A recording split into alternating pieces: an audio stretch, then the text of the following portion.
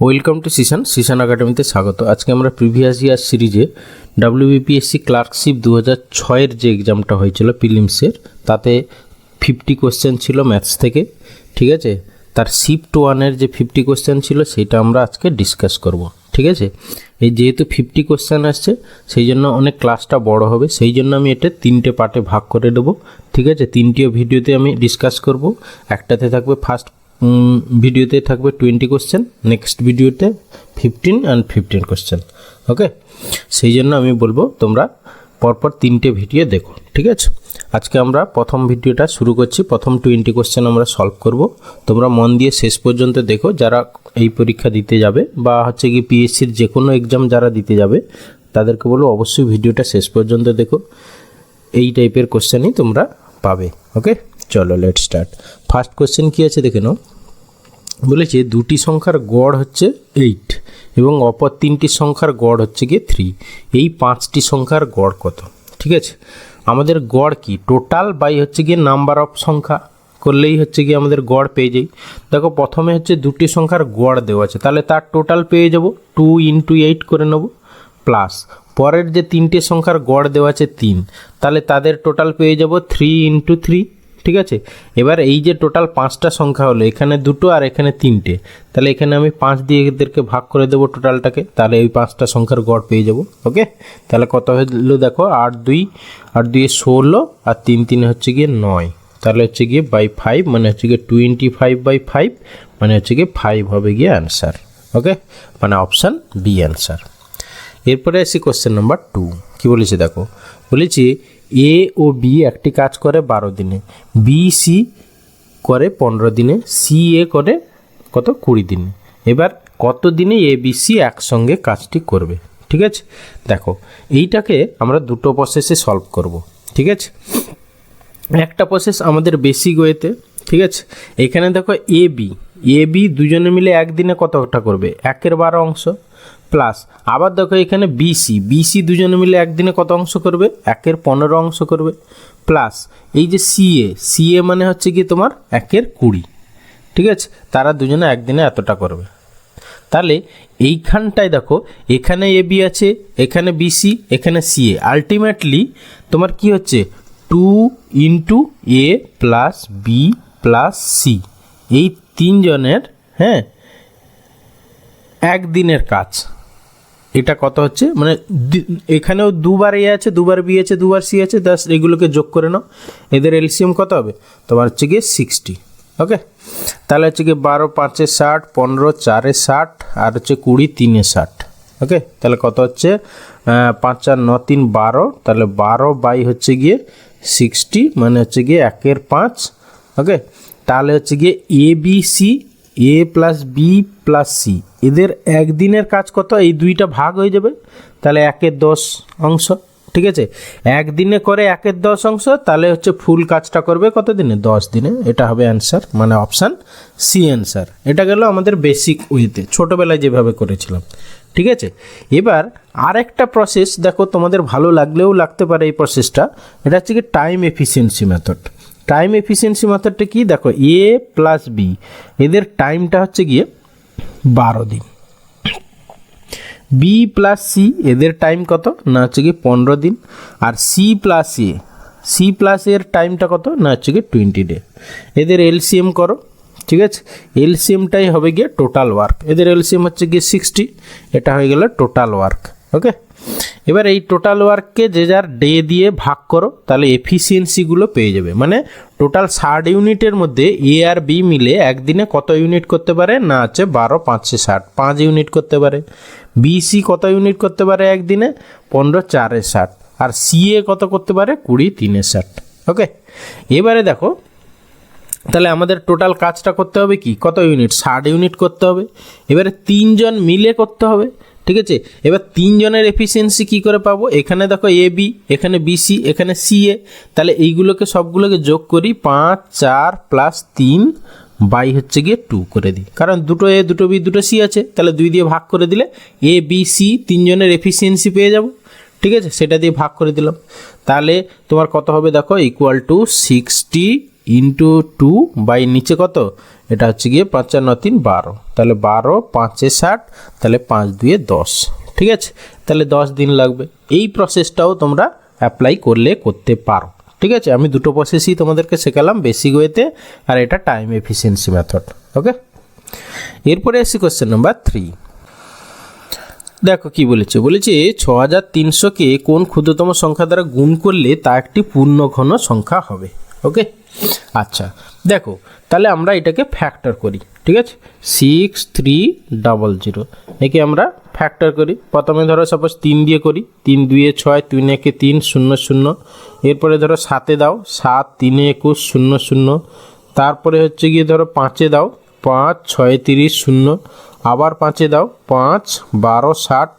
আবার 3-এ দাও, 3 4-এ 12। তারপরে হচ্ছে গিয়ে 2 2 4। ওকে, এবারে আমাদের যেহেতু পূর্ণ ঘন সংখ্যা বলেছে, তাহলে হচ্ছে গিয়ে 3টে করে থাকতে হবে, ঠিক আছে।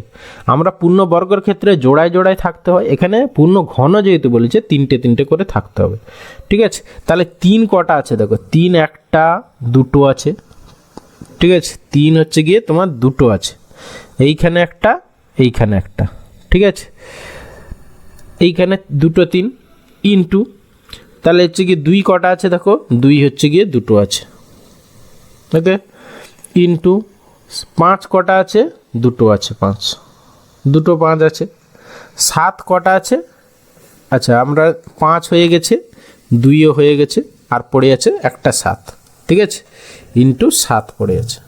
তাহলে আমাদের পূর্ণ ঘন করার জন্য এর সঙ্গে দেখো তোমার 3টে 3 দরকার, তাহলে আরও একটা 3 গুণ করতে হবে। 2টো 2 আছে, আরও একটা 2 লাগবে, আরও একটা 5 লাগবে। আর 7 কটা লাগবে, 2টো 7 লাগবে, একটা 7 আছে, আরও 2টো 7 লাগবে। ওকে, ব্যাস। তাহলে আমাদের এইটাকে গুণ করলে এটা একটা পূর্ণবর্গ সংখ্যা হবে। তাহলে গুণ করো, ঠিক আছে। গুণ করো, দেখো 7 5 35, 35 2 70, 70 আর 3 কত, 7 3 21, 210 ইন্টু হচ্ছে গিয়ে 7, তাহলে কত হচ্ছে 0 7 1 7, 7 2 14, 1470 হচ্ছে গুণ করতে হবে, মানে অপশান বি অ্যান্সার। ওকে, বোঝাতে পারলাম আশা করি। এরপরে আসি কোশ্চেন নাম্বার 4। বলেছি দুটি সংখ্যার সমষ্টি তাদের অনন্যকের সমষ্টির সমান, তাদের গুণফল কত, ঠিক আছে। তাহলে আমরা ধরে নিই সংখ্যা দুটো এক্স ওয়াই, ঠিক আছে। তাহলে X plus Y equal to, বলেছে তাদের অনন্যকের সমষ্টির সমান, equal to 1/x plus 1/y, এটাই দেওয়া আছে। তাহলে এখান থেকে আমরা সিম্পলিফাই করে নিই, ঠিক আছে। তাহলে X plus Y equal to, দেখো এদিকেও হবে, উপরে এক্স প্লাস ওয়াই হবে, নিচে হচ্ছে গিয়ে এক্স ওয়াই হবে। ওকে, তাহলে উপর থেকে এক্স প্লাস ওয়াই কেটে যাবে, ঠিক আছে, কেটে যাবে, যেখানে ব্র্যাকেটে ভাবতে হবে যে x plus y not equal to 0। তাহলে এখান থেকে আমরা দেখতে পাচ্ছি এক্স ওয়াই ইকুয়াল টু কত হচ্ছে 1, ঠিক আছে। তাহলে আমাদের কি বলেছিল, তাদের গুণফল কত হবে, তাদের গুণফল 1 হবে, মানে অপশান সি অ্যান্সার। ওকে, এরপরে আসি কোশ্চেন নাম্বার 5। দেখো বলেছি একটি ট্রেন দেরাদুন থেকে দিল্লি 40 কিলোমিটার পার ঘন্টা বেগে গেল এবং 60 কিলোমিটার পার ঘন্টা বেগে ফিরে এলো। সমস্ত যাত্রাপথে ট্রেনটির গড় গতিবেগ কত? জাস্ট এইরকম টাইপের থাকলে কি করবে, জাস্ট 2xy/x + y, এটা হচ্ছে গিয়ে গড় গতিবেগের ফর্মুলা, ঠিক আছে। যদি দুটো মানে ভেলোসিটি দেয়, মানে গেছে যেইটুকু রাস্তা আবার সেইটুকু রাস্তা ফিরে এসছে অন্য বেগে, তখন এভারেজ ভেলোসিটি কী হবে না 2xy/x + y, মানে হচ্ছে গিয়ে 2 × 40 × 60 বাই হচ্ছে 40 + 60 মানে 100। দুটো শূন্য, এটা থেকে একটা এখান থেকে একটা কেটে গেল, তাহলে হচ্ছে গিয়ে 4 2 8 6 48, 48 কিলোমিটার পার আওয়ার হচ্ছে গিয়ে এভারেজ ভেলোসিটি, মানে অপশান সি অ্যান্সার। ওকে, এরপরে আসি কোশ্চেন নাম্বার 6। আচ্ছা, যারা এই Sisan academy online batch join করতে যাও তাদেরকে বলবো অবশ্যই আমাকে কল করতে পারো, আমি ডেসক্রিপশানে দিয়ে দেবো ডিটেলসটা, ঠিক আছে, তোমরা আমাকে কল করতে পারো। আচ্ছা, এরপরে আসি কোশ্চেন নাম্বার 6। দেখো বলেছি 72 লিটারের একটি মিশ্রণে সিরাপ ও জল 7:2 অনুপাতে আছে, এর সাথে কতখানি জল মেশালে সিরাপ ও জলের পরিমাণ 4:3 হবে, ঠিক আছে। দেখো আমরা বেসিক ওয়েতে আমি দুটো প্রসেসই শেখাবো তোমাদেরকে। বেসিক ওয়েতে আমরা কি করব না, প্রথমে হচ্ছে কি এই যে 72 আছে 72, একে হচ্ছে কি তোমার 7:2 অনুপাতে ভাঙবো, ঠিক আছে, এই দুটোর যোগফল কত 9, ঠিক আছে, তাহলে 9 এটা হচ্ছে গিয়ে কত হবে, এত ইন্টু হচ্ছে গিয়ে 7/9 হয়ে যাবে, আর একটা হচ্ছে গিয়ে 2/9 হয়ে যাবে, এত ইন্টু।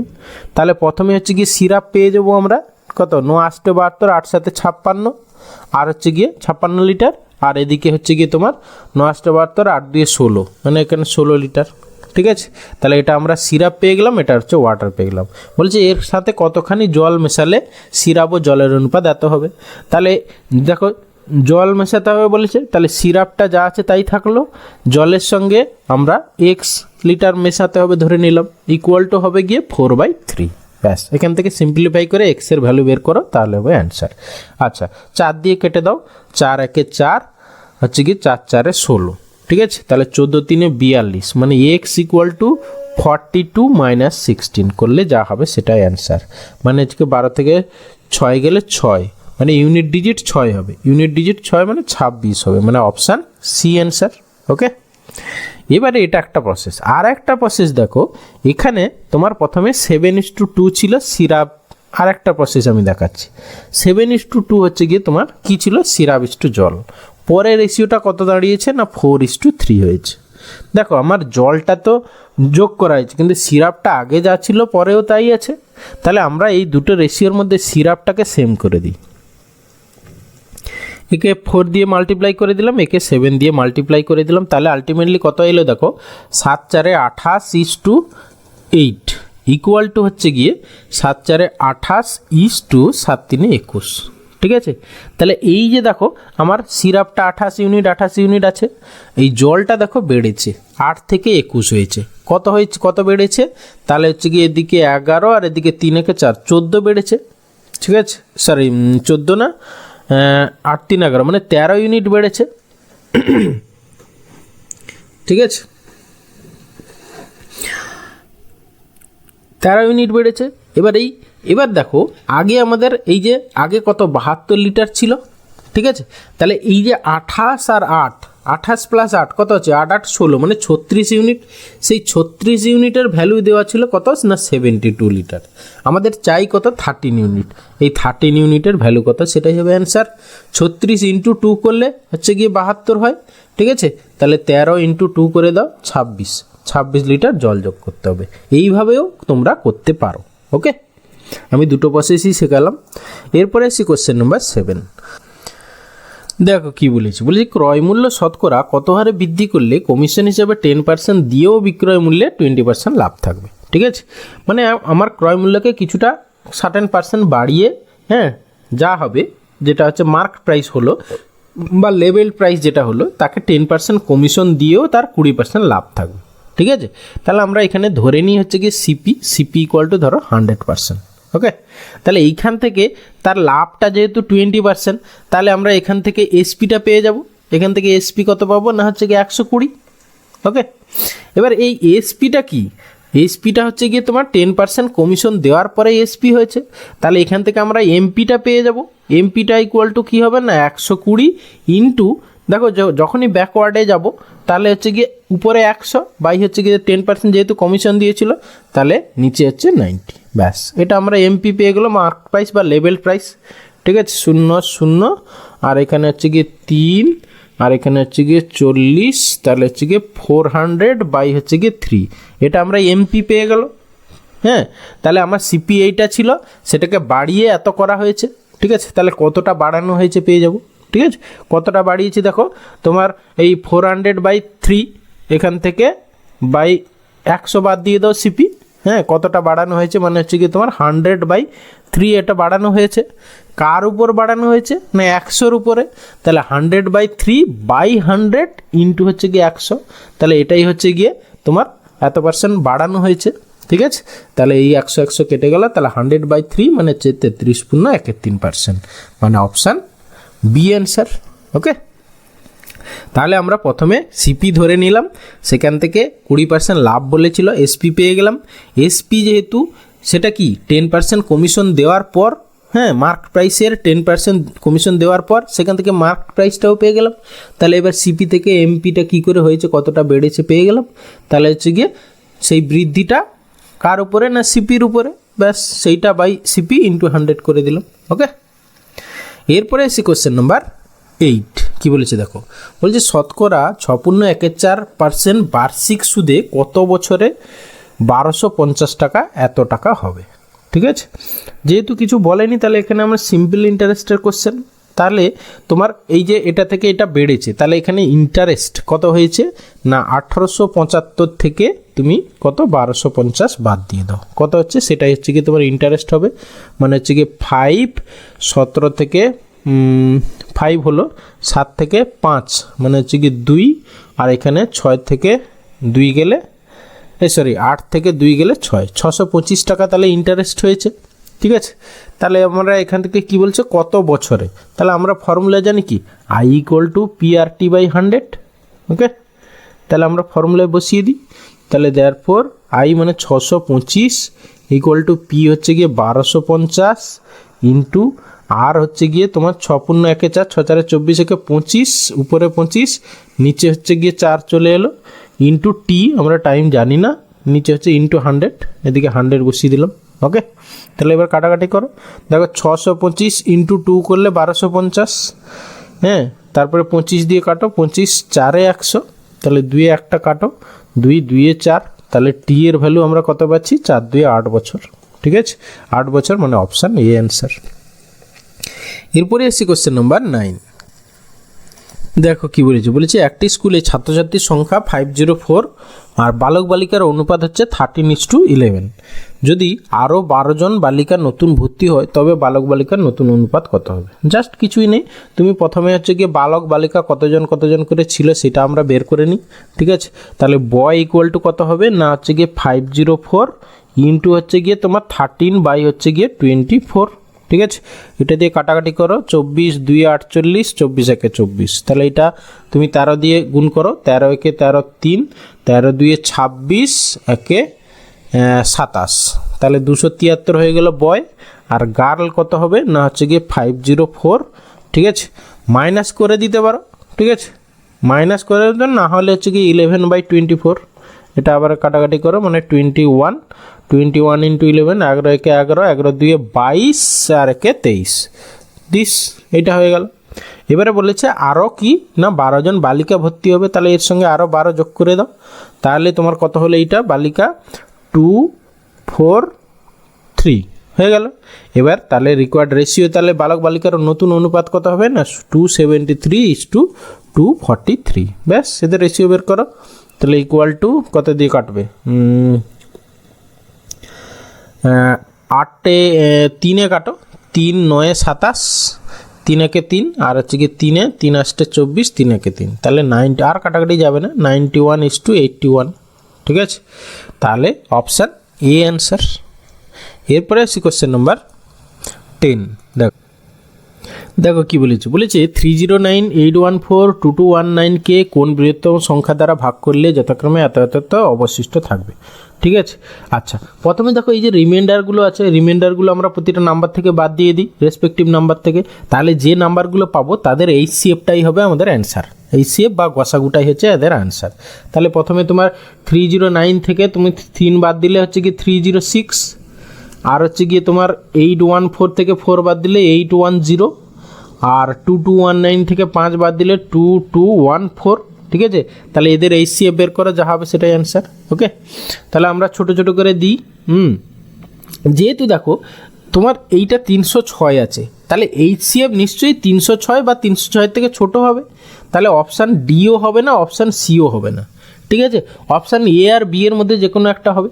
ঠিক আছে, তাহলে আমরা ছোট ছোট 18 মানে ধরো সাপোজ 9 দিয়ে দিই।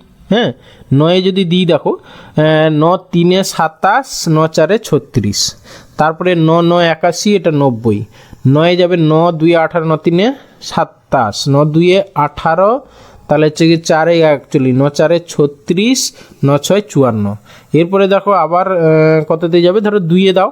ঠিক আছে, 2 17, 2 34, তারপরে 45, 2 90, 2 1 2, 2 2 4, 2 3 6। এবারে দেখো যেহেতু 17 চলে আসছে, ঠিক আছে, আর 17 দিয়েও যাবে না, এটা 45 আছে, তাহলে আমাদের HCF কত দাঁড়ালো 9 আর 2, 9 × 2 মানে হচ্ছে গিয়ে 18 হবে গিয়ে আমাদের অ্যান্সার, মানে অপশান এ অ্যান্সার। ওকে, এরপরে আসি কোশ্চেন নাম্বার 11 বলেছে দুই ব্যক্তির বয়সের অনুপাত 4:7, তাদের একজন অপরজনের থেকে 30 বছরের বড়। দেখো দুজনের বয়সের অনুপাত দেওয়া আছে 4:7, তাহলে এদের ডিফারেন্স কত? 3 ইউনিট। সেই 3 ইউনিটের ভ্যালুই বলেছে তোমার 30 ইয়ার্স। ঠিক আছে, তাহলে তাদের বয়সের সমষ্টি কত? তাদের বয়সের সমষ্টি 4 + 7 = 11 ইউনিট। তাহলে 11 ইউনিট ইকুয়াল টু কত? সেটাই হবে অ্যান্সার। 3 × 10 করলে তোমার 30 হচ্ছে, তাহলে 11 × 10, 11 10 110 হবে গিয়ে তাদের বয়সের সমষ্টি, মানে অপশান বি অ্যান্সার। ওকে, এরপরে আসি কোশ্চেন নাম্বার 12। দেখো কি বলেছে, বলেছে দুটি সংখ্যার যোগফল হচ্ছে 128, তাদের বিয়োগফল হচ্ছে গিয়ে 32। সংখ্যা দুটি কত? জাস্ট ধরে নিই সংখ্যা দুটো এক্স ওয়াই, তাহলে সংখ্যা দুটোর যোগফল মানে x plus y, x plus Y equal to কত? না হচ্ছে গিয়ে 128। ঠিক আছে, 128। আর বিয়োগফল কত? না এক্স মাইনাস ওয়াই, সেটা হচ্ছে গিয়ে 32। তুমি যদি এই দুটো যোগ করে নাও তাহলে 2x এর ভ্যালু কত হবে? না ওয়াই কেটে যাবে, 2x ইকুয়াল টু হবে গিয়ে তোমার 8 2 10 0, 3 2 5 1 6, মানে 160। তাহলে x এর ভ্যালু একটা নাম্বার পেয়ে গেলে 80। তাহলে একটা নাম্বার 80 যদি হয় তাহলে অপর নাম্বার কী হবে? দেখো একটা অপশানে মাত্র শুধু একটা নাম্বার 80 আছে, তাহলে অপশান এ অ্যান্সার। আর বাকিটা দ্বিতীয়টা বের করার দরকারই পড়বে না, কারণ কোনো অপশানে আর 80 নেই। ওকে, এরপরে আসি কোশ্চেন নাম্বার 13। কী বলেছে দেখো, বলেছে রমেশ মোহনের থেকে 10% বেশি পায়, মোহন রমেশের থেকে শতকরা কত কম পায়? এই টাইপের কোশ্চেন, কনফিউশনের কোনো ব্যাপার নেই। যার সাপেক্ষে তাকে 100 ধরে নাও প্রথমে। দেখো রমেশ মোহনের থেকে, তাহলে মোহন ইকুয়াল টু হচ্ছে গিয়ে 100 ধরে নাও, মোহন হচ্ছে গিয়ে 100 ধরে নিলাম। তাহলে রমেশ কত হবে? রমেশ ইকুয়াল টু হবে গিয়ে তোমার 110। ওকে, দেখো বলেছে না রমেশ মোহনের থেকে 10% বেশি পায়, তাহলে যার থেকে তাকে 100 ধরে নাও। ঠিক আছে, মোহন ইকুয়াল টু 100 ধরে নিলাম, তাহলে রমেশ ইকুয়াল টু 110। এবার বলেছে মোহন রমেশের থেকে শতকরা কত কম পায়। দেখো তাহলে কত কম পাবে? 10 পাবে, 10 কম। দেখো মোহন হচ্ছে রমেশের থেকে 10 কম পেয়েছে। এবার কার সাপেক্ষে? এই যে যার সাপেক্ষে সেটা নিচে, হ্যাঁ রমেশের থেকে, তাহলে নিচে হচ্ছে কি 110 × 100। ব্যাস, কাটাকাটি করো, 0 0 একটা কাটলো, মানে 100/11, মানে 9.1-11%, মানে অপশান সি অ্যান্সার। ওকে, এরপরে এসে কোশ্চেন নাম্বার 14। কী বলেছে দেখো, বলছে দুটি সংখ্যার অনুপাত 3:4, তাদের গসাগু 4, তাদের লসাগু কত? খুব ইজি কোশ্চেন, কিছুই নেই। সংখ্যা দুটো ধরে নাও, একটা হচ্ছে কি 3x আর একটা হচ্ছে কি 4x। তাহলে এদের গসাগু কী হবে? এদের গসাগু হচ্ছে গিয়ে 4। ঠিক আছে, গসাগু আমরা 3x আর 4x এর গসাগু কত? x, সেই x ইকুয়াল টু 4 দেওয়া আছে। আর এদের লসাগু কত? না হচ্ছে কি 3 4 12x, মানে 12x, মানে যেটা হচ্ছে কি কমন সেটা একবার, বাকিগুলো হচ্ছে কি গুণ হয়ে যাবে। ঠিক আছে, তাহলে হচ্ছে কি 12x, তার ভ্যালু কত হবে? না 12 × x এর ভ্যালু আমরা পেয়েছি 4, তাহলে 12 4 48 হবে কি তাদের লসাগু, মানে অপশান সি অ্যান্সার। ওকে, এরপরে আসি কোশ্চেন নাম্বার 15। বলেছে একটি বালি ভর্তি বাক্সের ওজন 8.5 কিলোগ্রাম এবং যখন অর্ধপূর্ণ তখন তার ওজন হচ্ছে 5.5 কিলোগ্রাম। শূন্য বাক্সটির ওজন কত? দেখো দেখো মানে 1 অংশ বালি, ঠিক আছে, 1 অংশ বালি প্লাস বাক্স, ঠিক আছে, প্লাস বাক্স ইকুয়াল টু 8.5 গ্রাম। তারপরে হচ্ছে গিয়ে হাফ অংশ বালি প্লাস হচ্ছে গিয়ে বাক্স, ঠিক আছে, বাক্স ইকুয়াল টু হচ্ছে গিয়ে 5.5 কিলোগ্রাম। ঠিক আছে, এবার এইটা থেকে এইটা যখনই বাদ দিয়ে দেবো, দেখো বাক্স অলরেডি ডিলিট হয়ে যাবে। ঠিক আছে, বাদ চলে যাবে, তাহলে পড়ে থাকবে হাফ বালি, হাফ অংশ বালির, ঠিক আছে, ইকুয়াল টু কত হবে? না হচ্ছে কি 0, মানে 3 কেজি। ঠিক আছে, তাহলে ফুল বালির ওজন কী হবে? 1 অংশ বালির ওজন হবে গিয়ে 6 কেজি। ঠিক আছে, তাহলে হচ্ছে কি এই যে 8.5, এখান থেকে যদি আমরা 6 বাদ দিয়ে দিই, মানে এই যে 1 অংশ বালি, তাহলে শুধু খালি বাক্সের ওজন পেয়ে যাব। তাহলে এখান থেকে বাদ দিলে কত? 2.5 কিলোগ্রাম, মানে অপশান ডি অ্যান্সার।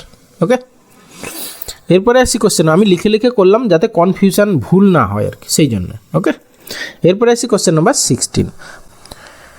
দেখো কী বলেছে, বলছে নিচের সংখ্যাগুলির মধ্যে বৃহত্তম সংখ্যাটি হলো, ঠিক আছে, জাস্ট আমরা প্রত্যেকটার ভ্যালু বের করে নিই। ঠিক আছে, প্রথমটা ইকুয়াল টু কত দাঁড়াচ্ছে দেখো, মানে 4/9 ইকুয়াল টু হচ্ছে গিয়ে তোমার 9 দিয়ে যদি ভাগ করো, মানে 0.9436, 9436, আমরা পয়েন্টের ডান দিকে 2 ঘর নিলাম। ওকে, 0.44 এবং 4 করে চলতে থাকবে। সেকেন্ডটা হচ্ছে গিয়ে তোমার এটাকে বর্গমূল করলে কত হবে? 3 এর 7, তাহলে 7 দিয়ে ভাগ করলো কত হবে? 7 7 3 21, 7 4 28, 7 4 28, তারপর 29 30, 7 2 14, মানে 0.42, তারপরে এইদিকে এরকম হবে। ঠিক আছে, তারপরেরটা দেখো 0.8 এর স্কোয়ার, করলে কত হবে না হচ্ছে গিয়ে 0.64 হবে, আর এইটা হচ্ছে গিয়ে 0.27, দুটোর উপর পৌনি গেছে, তাহলে 0.2727 এরকম করে চলতে থাকবে। তাহলে এদের মধ্যে সব থেকে বৃহত্তম কোনটা হলো এইটা, ঠিক আছে, মানে অপশান সি অ্যান্সার। এরপরে এসে কোশ্চেন নাম্বার 17, বলেছে একটি সংখ্যাকে 20% বাড়ানো হলো, তারপর আবার 20% বাড়ানো হলো, এরপরে সংখ্যাটি শতকরা কত পরিবর্তিত হলো। এটা দেখো তোমাদের দুটো প্রসেস শেখাচ্ছি। একটা আমি ফর্মুলা আছে কি না হচ্ছে কি X% Y% যদি পরপর সাকসেসিভ ইনক্রিজ হয় তাহলে মোটের উপর কত পার্সেন্ট ইনক্রিজ হয় না X plus y plus XY by হচ্ছে গিয়ে 100, ঠিক আছে। তাহলে দেখো এখানে আমরা ফর্মুলা বসিয়ে দিই, X আর Y দুটোই 20 তাহলে 20 প্লাস 20 প্লাস 20 ইন্টু 20/100, তাহলে করলে কত হবে এদিকে 40 আর এখানে 0 কেটে গেলে মানে 4, মানে 44% ইনক্রিজ হবে, ঠিক আছে, মানে অপশান সি অ্যান্সার। এটা একটা প্রসেস। আর একটা প্রসেস দেখো, প্রথমে তোমার নাম্বারটা 100 ছিল, ঠিক আছে, প্রথমে 20% বাড়ালে মানে হচ্ছে কি তোমার 120/100 হয়ে গেল, পরে আবার 20% বাড়ালে আবার 120/100 গুণ হয়ে গেল, তাহলে করলে আলটিমেটলি কত হচ্ছে দেখো, একটা 100 কেটে দাও, আর এই দুটো শূন্য, এর একটা শূন্য এর একটা শূন্য কেটে গেল, তাহলে 144 হয়ে গেল। তাহলে যে নাম্বারটা প্রথমে আমার 100 ছিল সেটা বর্তমানে বেড়ে কত হয়েছে 44 হয়েছে। তাহলে কত বেড়েছে 100 থেকে যত বেড়েছে মানে এত পার্সেন্ট বেড়েছে, মানে হচ্ছে কি 44% বেড়েছে। এইভাবেও তোমরা করতে পারো, ঠিক আছে।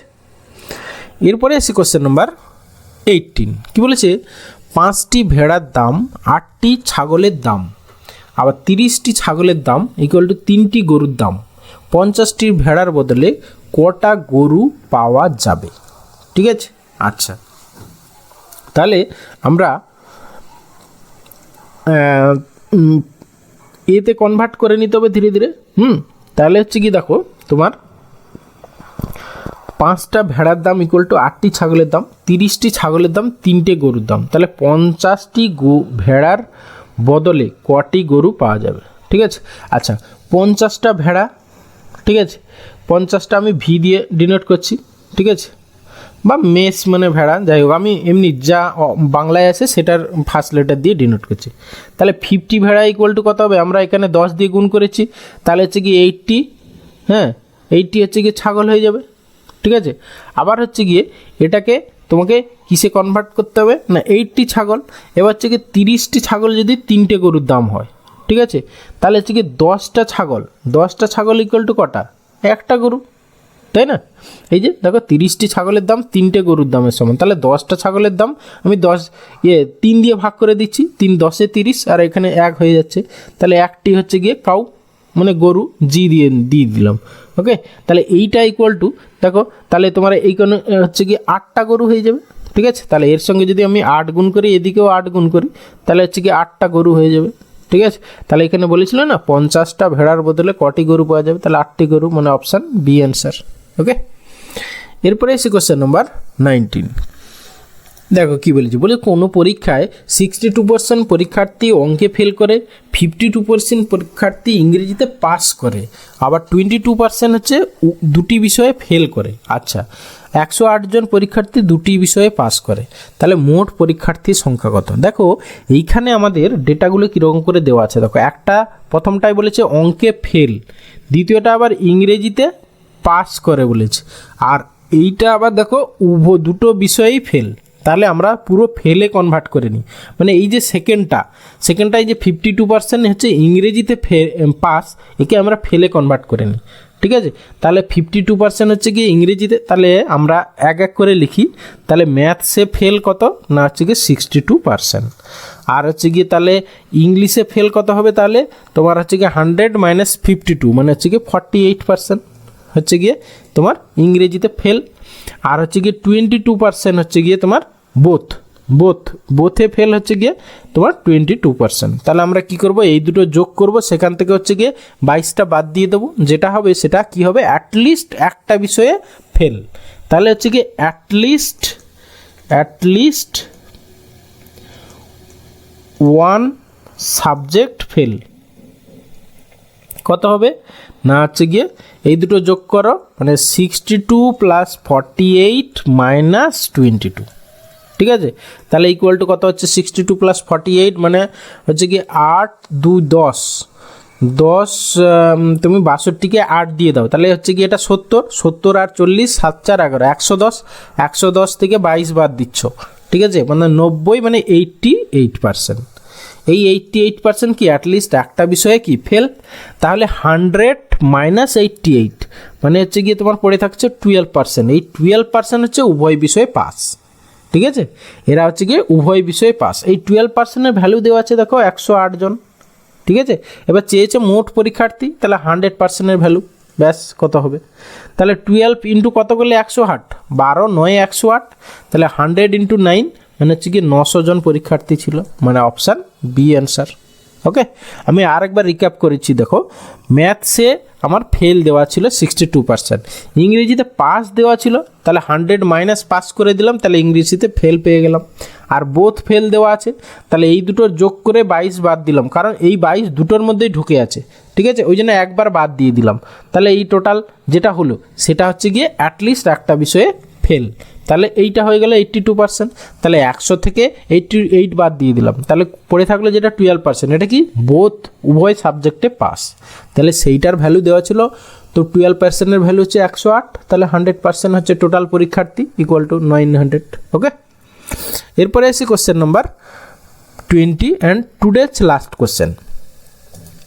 দেখো বলেছি এম এর 10% ইকুয়াল টু এন এর 20%, এম এর 100% ইকুয়াল টু এন এর কত পার্সেন্ট হবে সেটা বের করতে বলেছে। আচ্ছা, এম এর 10% মানে এম ইন্টু 10 দেখো দুদিকে পার্সেন্টেজ আছে, পার্সেন্টেজ ধরার দরকার নেই, কেটে দাও, m into 10 equal to n into 20। Okay, এবার দেখো এম এর 100% বলেছে, ঠিক আছে, তাহলে তোমরা বোথ সাইডে 10 করে দাও, 10 গুণ করে দাও, তাহলে এম ইন্টু 100 এত ইকুয়াল টু, যেহেতু বোথ সাইডে পার্সেন্টেজের কথা ভাবার দরকার নেই, ঠিক আছে, তাহলে এন ইন্টু আমরা বোথ সাইডে 10 গুণ করছি, তাহলে এন ইন্টু 200%, ঠিক আছে, তাহলে হয়ে গেল, তাহলে অপশান ডি হবে অ্যান্সার।